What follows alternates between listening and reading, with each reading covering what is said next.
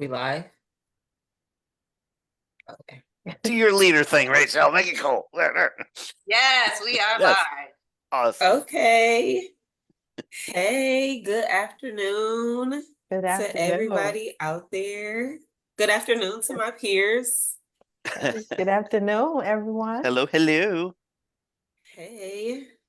All right. Well, we will go ahead and get started. Thanks for tapping in for those on whatever streaming service y'all on. Zoom, Facebook, IG, LinkedIn, whatever. This is Clinician Conversations, and you are joined by the host today, Rachel Little, and my peers. If y'all want to introduce yourselves. Can you say what your license is? Oh, I'm a limited license master social worker. Mm-hmm. I'm Benjamin Stibbs. I'm a licensed professional counselor. I'm Laurel Huff. I'm also a licensed professional counselor. Jill Chastain, licensed professional counselor. Dr. Leatrice Brooks, licensed psychologist. Period. We on the map, y'all. Okay, so today's topic is picking up the pieces, life after major disruption. And so really we just want to speak about how to recover after life has been lifing and you've been thrown some major curveballs. Does anybody want to pop us off?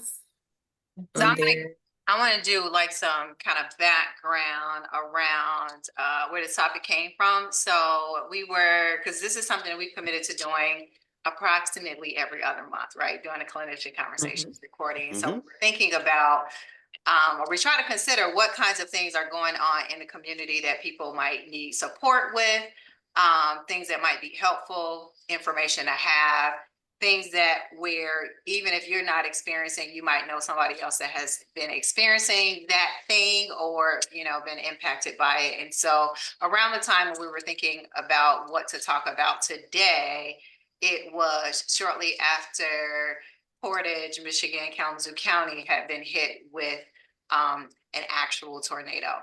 And so there was a lot of devastation associated with that. Actually last week, so it's probably been 2 months now, or a month and a half, 2 months. And so just last week I was out driving and looking at some areas and I was like, man, it was 2 months ago and stuff is still just tore up, And so sometimes I think we can continue on with life if it's not part of our immediate something, but there's some folks who are just in it every day because they're still trying to pick up those pieces. And so it might not be something like a tornado, it could be a fire, it could be some other kind of tragic event, something that you guys don't know because it had not happened the last time that we met is that since we last met, I had a cousin who was murdered.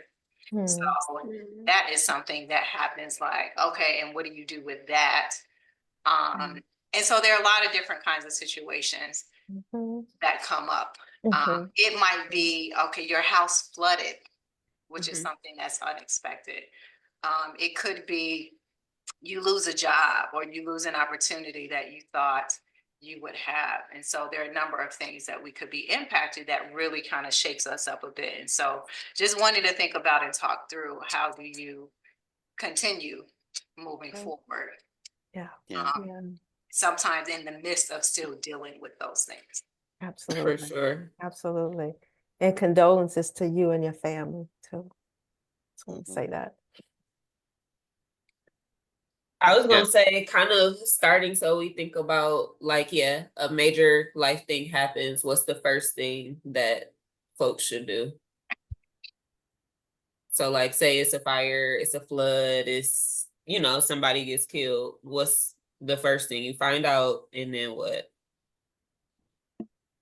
I think the first thing is really tap into those emotions. Don't try to push them under the rug or be like, I got to be the strong one. No, you got to feel whatever it is that you're feeling, whether it's Mhm. hurt, sadness, irritation, anger. Or You gotta not take too, I would for say, because it sure. could go the other way. What you're saying though is whatever it is, right? Whatever Hmm. is going on, whatever you're feeling or not, that's where you're at. Yeah. Mhm. Yeah, and if you have folks to like rely on too, like um when my favorite and closest foster dog died a couple months ago, I had folks around me that could help prop me up and do Hmm. life for me while I was grieving Yeah. that loss and things like that. So if you have family that you can actually rely on, or friends or things like that, to actually open yourself up and find people that you can trust and Mhm. allow them to help you get through it. Don't try to, as they say, man through things. Hmm. Because that just, it doesn't, for one, it doesn't work. You end up just hurting yourself and others if you try to just ignore stuff and just power through. Mhm. But yeah, receive the help that's around you. And most people want to help, I think. Mhm. Yeah. Yeah. And there's not a time limit either. So I think we do tend to still think, it's been a couple weeks or whatever, and then naturally, but that's not the case. I would say I think it's big to like really identify those supports. Like sometimes we just assume because that's mom, dad, brother, sister, best friend that that's their role when we're struggling. But we should really take a moment to think about like, okay, when I'm struggling, who is really there for me and can support me and hold space for me while I'm in this place. Yeah, absolutely. As And- you guys were talking, there were two words that came up for me, safe and stable. Mm, So Mhm. who are the people that help you to feel safe? Because those are the ones where you're gonna then be more inclined to share how it is that you're actually feeling. And then when you're in a place of disruption, the thing we most want is something that feels like stability.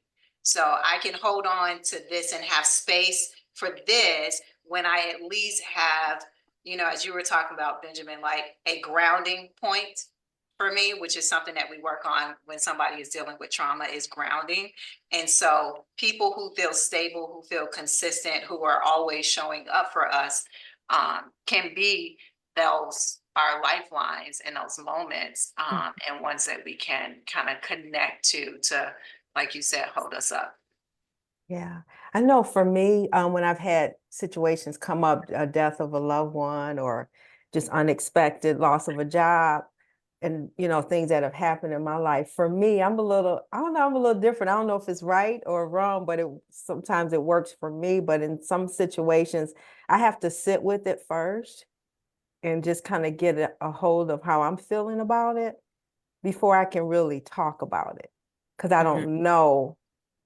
I have to get in touch with my feelings first and sit with it. And sometimes, like I've had times where things come up and I get sleepy. I have to go to sleep. And it's the weirdest thing. I get tired and I'll lay down. And then I dream it out. I dream mhm. out the situation that happened. And it's something about that when I wake up, even though the situation is still there and it's still hurtful, I don't know, some kind of way it helps me to deal with it a little more. And I've had time to process it, I guess, in my dreams. I don't know. I don't understand Yeah. that. But and then I can talk about it. But for me, it's sitting with it first. And then I can talk about it. And like Rochelle said, too, identifying those strong people and knowing it ahead of time, actually, knowing who those people are ahead of time. So you have your tribe that you can go to. Yeah. That's good that you actually know how you process stuff, because you're really in those situations. Those are the definite times where you have to honor how you process stuff and Mhm. Mhm. not make excuses for it or anything. You just do Yeah. what you need to do to Yeah. work through it. Yeah. And that's Hmm. different for almost everybody. It is. Yes. I Mhm. was just gonna say, like, recognizing that everybody processes things differently. So I Mhm. might process it by blasting loud music, whereas Mhm. Jill is Mhm. processing it by going to Going sleep. to sleep. But it's not to Mhm. say that my way is right and hers is wrong. It's just everybody processes stuff differently. Yep. Yeah. Yep. I know, one of the things, because I'm a processor, so I spend a lot of time like in my head, like dissecting things. Mhm. even if I'm not done working on something, like I feel like it doesn't have to be pretty for me to give it to somebody else. Mm. And so what that means is I'm probably going to tell somebody else about it just to put it on their radar, because I have no idea what's going to happen for me as I process it. Mm. And I actually might at some point need somebody else to pull me, Mhm. to help me, and I don't even know that. So like, for example, with my cousin that I shared about earlier, I didn't really know what I was feeling necessarily Mhm. until I told somebody. When I found out, I told somebody, because there's something I had to do that I'm gonna miss because I'll be out of town. But it was also a part, and I had people lined up that I'm like, I'm gonna tell this person this day, I'm gonna tell this person this day. And so today, the person that I did tell asked me how I was doing, and I was like, that's a good question. And it Mhm. dawned on me, like, I have not really spent time sitting with this. Mm. Like, I think I thought I had until she Mhm. asked me. And Yeah. then she was like, she said that would be, and then I told her more about what happened, at least the part that I know. And she was like, that would be traumatic. I said, that's exactly where I'm stuck right now. Mm. That Mhm. would be traumatic. I'm like, I think my brain is just there. I think my feelings are just there. Like, that would be traumatic. Yeah. So for me, I need to tell somebody that something is happening. And then, because I also know that most of the time, and this comes up a lot when people are dealing with grief, people don't know sometimes people don't know what they need, but then other Mhm. people don't know how to help you. Yeah, And absolutely. if we have not said anything, they can't even begin to start to think about how to help us if we're not engaging them. And so I'm one of those where, like, I don't want to be necessarily struggling longer than I have to because I didn't bring somebody else Mhm. online. I want to make sure, like, let me just let you know this is in the room. This Mhm. thing is happening. It may or may not be a thing, but I'm aware of it, so that, again, if I need a lifeline, I can they Mhm. can do that, or at least it's on their radar too, and it's not just me holding it, doing with it what I think should be done, Mhm. when there might be something else that can help that I'm not thinking about. Absolutely. And Absolutely. it doesn't have to be attached to action or having a good attitude. So I was just thinking that with how you said it. It just is. It's kind of, this is what's coming up, Mhm. and that's Mhm. okay. Yeah. Mhm. Yeah. And I think for me too, having grace with other people, knowing that that is probably where a lot of people want to go into, either the action and or let's put a positive spin on this, and that can be tricky. Mhm.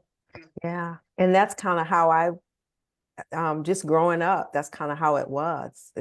I had to learn how to get in touch with my feelings, which was really hard for me. And I didn't learn until my adult years because we went right to just dealing with it Mhm. or acting like it didn't matter, or, just recover and not deal with the feelings. So, yeah, I had to definitely learn that.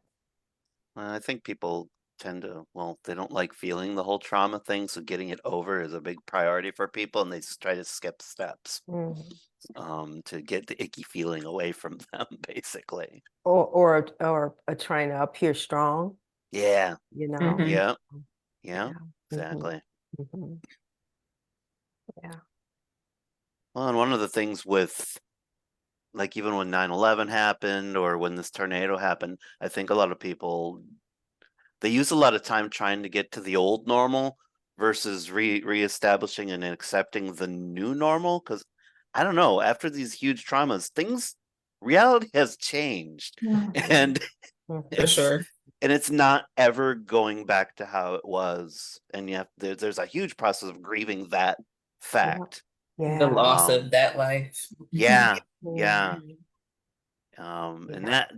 it's a So to it's a that hard thing. end, what Mm, that brings up for me is, I don't think even when you hear about people moving past like a traumatic experience or past disruption, I don't think we talk at all about what is life going to be like now. The conversation is usually back, how do you recover?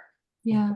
Yeah. And usually it's the recover of whatever it was that you had before, whatever life Right. was you had before, not like a pause and thinking about, okay, and so what is life going to look like moving forward? And yes, people think about, if you've lost like physical things and sentimental things and all of that, I think even when you're thinking about, what you've lost, a lot of times people will get stuck in what they don't have Yeah. versus Right. and I can acknowledge that and decide what's going to come up next. Yeah, Right. yeah. Dr. Deloney, he's a psychologist, and he has a book, Own Your Past, Change Your Future. So, and he Mhm. talks about how you talk about picking up the pieces and just really trying to create a new picture. And sometimes that's hard because it's so easy to get stuck in what was, because grieve in the past, especially when things were good and comfortable. So I like comfort. I think most people like comfort. And then now grieving it and celebrating the things that the good things about the past, but then also creating a new picture and what that looks like. And sometimes that's scary, because it's like your whole life has been interrupted. Your normal has been interrupted. And it's like, now what? And creating, then you have some of those limiting beliefs can get in, and all those fears, because it's it's the fear of the future, the unknown. You've never been here before. And so trying to make sense of it and see something different, and be able to imagine something different and believe that, yeah, I can move past this. And having the people in our lives, if we're fortunate enough to have the people in our lives that can help us rebuild and not stay stuck. I would say I think it's important to like it's like to piggyback on what you're saying, like after you tap into like what you're feeling, what is it that you're going to miss, or like what is it that you're trying to feel? And then using that to guide you to find a new normal. So, if it's a parent or something, what about that parent are you going to miss? Like, what feeling did they bring to you? And then maybe that's a feeling you can find or, associate with somebody else and not just associate that feeling to that specific person or thing. Absolutely. There's healthy traditions and patterns and things that you can bring from those old times, like traditions of, I don't know, around holidays or in your week or various things that people have said to you, like in the case of a parent dying, they're like, I cook various things that my mother cooked in the here and now, and that brings that forward into a new reality with my family and my daughter, and redefines it into a new healthy kind of pattern for the future. So a lot of that you can look to the past, but to bring it forward, not to stay there, but to It's bring not it forward. stuck, how you're saying it. There's a movement to it. With Yeah. what you're doing. Exactly. Redefinition, recontextualizing it. There are two things that come up for me. One is what does healthy look like moving forward? So finding whatever that is, healthy in terms of like emotions, healthy in terms of stability, having some specific goals in mind, but whatever the goal is, it has to look like health. So sometimes like that, looking back all the time, that doesn't look like health too. For sure. It's like, this is me digging deeper into the trauma. And there's a difference between acknowledging how you feel and then being stuck in that space. Yes. And at the end of the day, people's time to movement looks different, but you want to make sure that you're moving. There is movement. Exactly, versus standing still. One place that I feel like people get stuck at, and I am very intentional about separating out like loss or change from this thing that I'm going to name, is anniversaries and dates. Because I'm like, it's so easy to get stuck in, like my dad died and I had a couple people that reached out to me because it was his birthday and then it was Father's Day. And I was like, yeah, I'm good, right?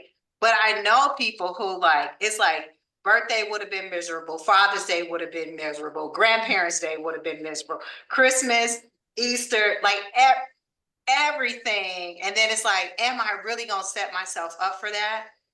To be re-traumatized every single time the anniversary or the birthday or whatever comes up. And I think some of what you talked about, Benjamin, in terms of, yes, it might bring up the person, but how can I honor that person and or include that person in this day so that I'm not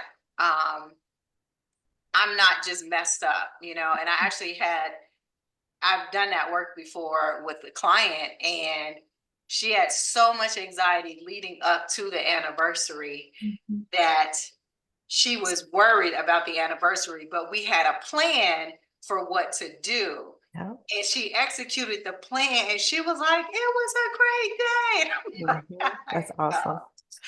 I know. So it doesn't have to be right back into, you know, the traumatic experience. But again, we do have to be intentional with what would that day look like if it were a healthy day for me. Yeah. Yep. Yeah. Yep.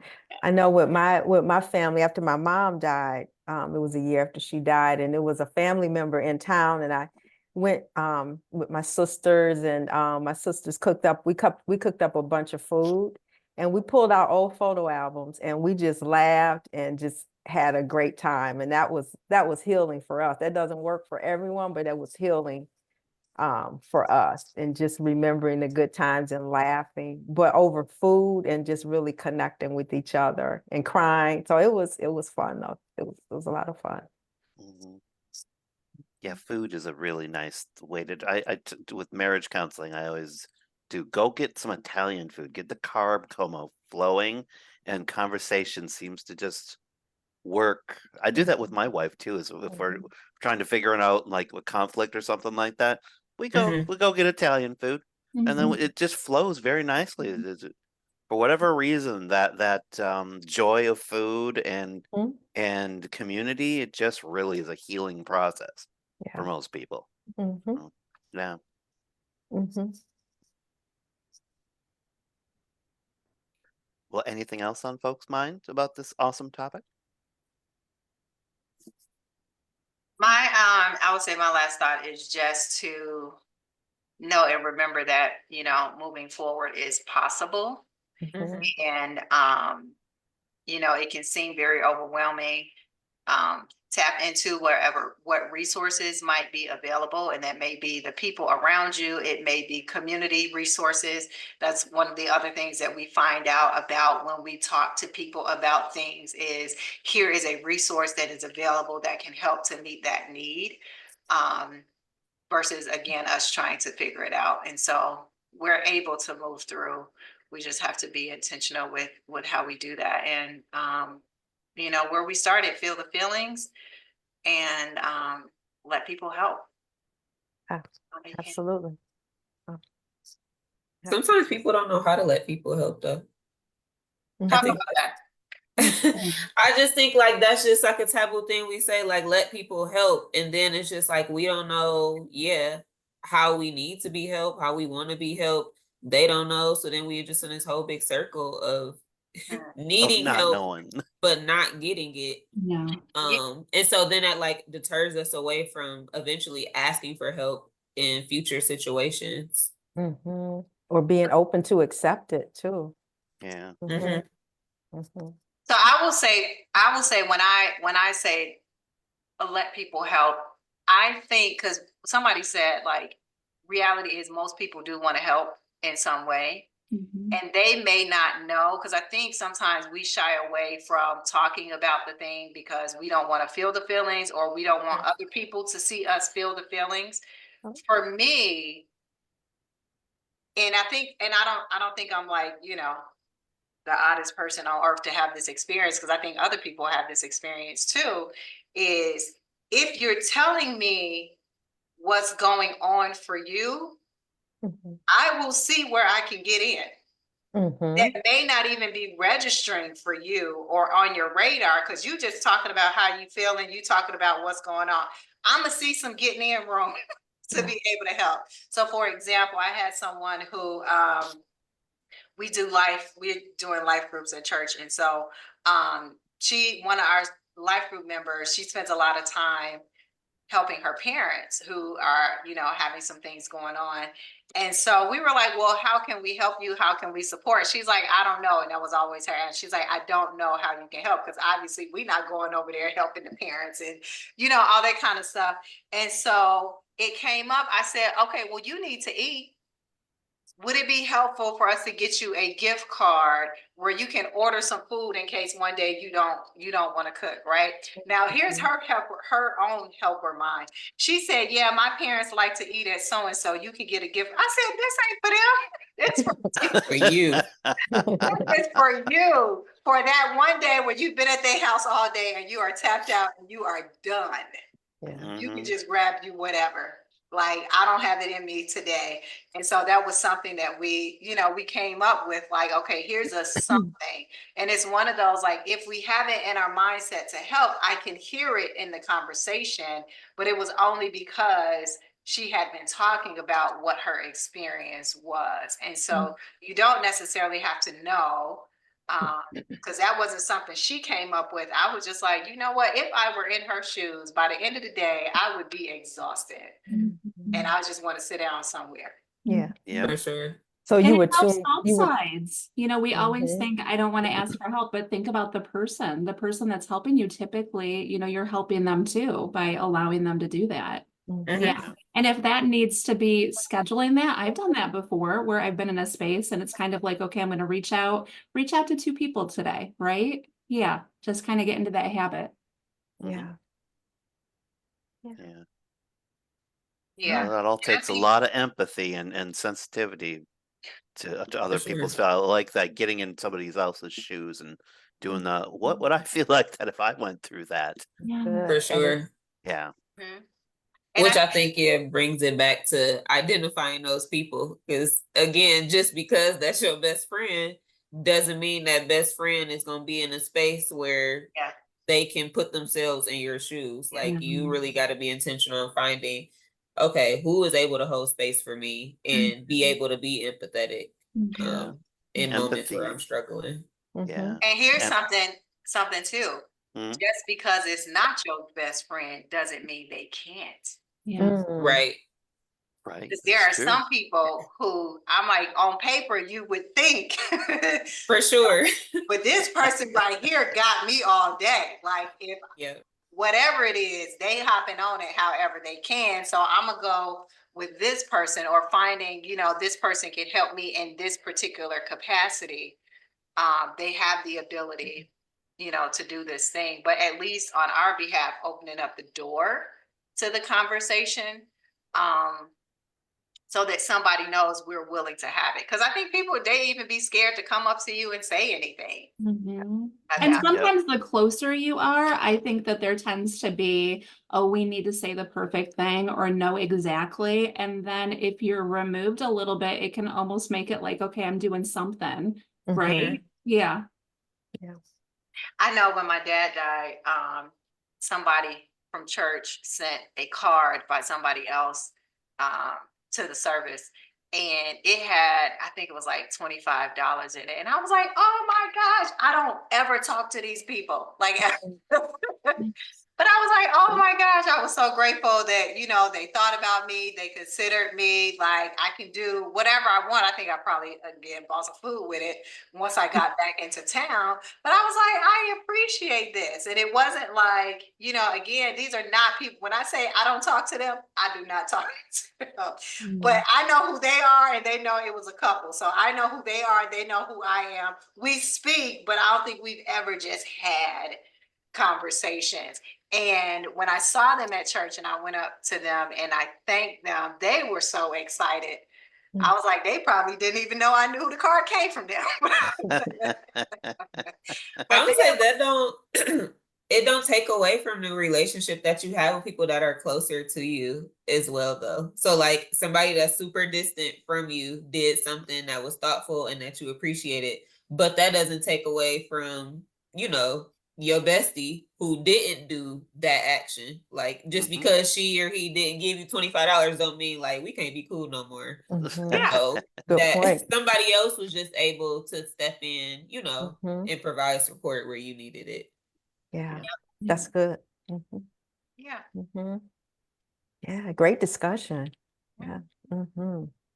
Sure. I would say above all, therapy is for everybody. Mhm. Okay. Yeah. So Yeah. step one to after you identified your people and really sat with those feelings, go to therapy. Okay. Mhm. Yeah. Like Right. Mhm. everybody needs it, nobody is too good for it. That's right. Yeah, Definitely a space that people can be allowed to feel what they're feeling. absolutely a safe space. Mhm. Even if it's just to check out to see if you good or not.